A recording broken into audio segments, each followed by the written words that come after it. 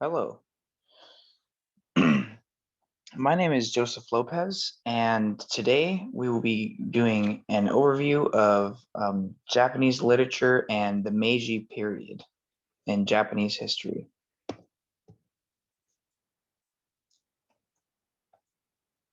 So, the Meiji period was a small period, well, not small, was a period from 1868 to 1912.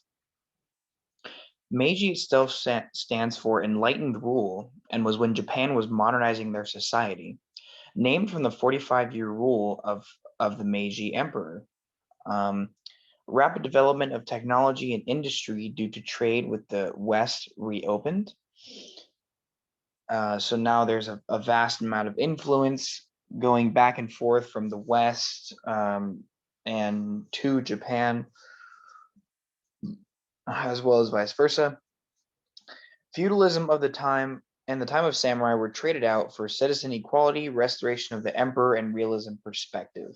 What I mean by restoration of the emperor is that the emperor is now not just a figurehead, but actually has the power he formerly did. Instead of the shogun, which is the military commander having all the rule because of the states, the warring states periods, and the time of the samurai. So during the Meiji period, they had a Meiji constitution written during that time, which Japan grew to the second largest economy in the world during that time. Um, Now, their constitution was developed based off of influences from Western cultures, um, as well as um, as well as writers that were based off of writers that were influenced off of Western culture as well. This new version of leadership gradually shifted the new nation state out of warring kingdom ideology. The samurais were eventually not required to have their swords on at all times, which was then um, even more regulated into it was banned for the samurai to hold their swords at all. Um, so it just shows how the shift of power went to a more modernized society where everyone was living more peacefully and equally.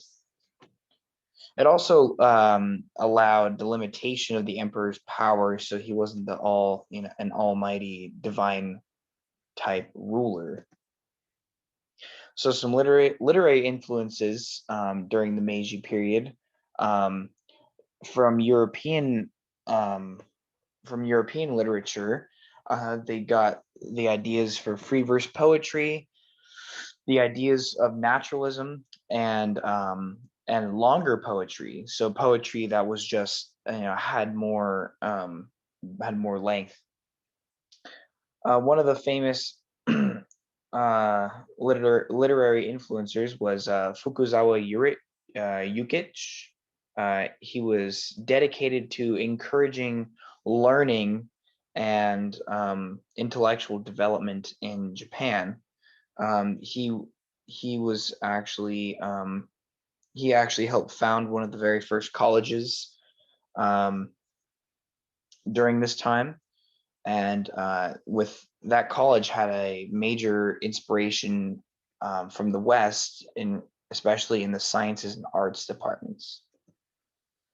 Higuchi Ichio was a story writer from the Meiji period that wrote many. She wrote many stories about bringing out about really drawing on sympathy in the readers by talking about many instances of women who are completely powerless during this time, and of um, brothel-like houses and things like that, and the way of life that people would live around these areas.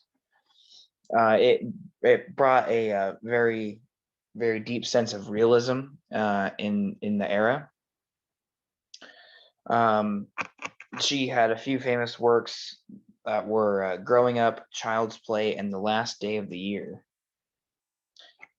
So here is my reference that I used aside from the content in the class. And thank you very much for watching, and I'll see you next time.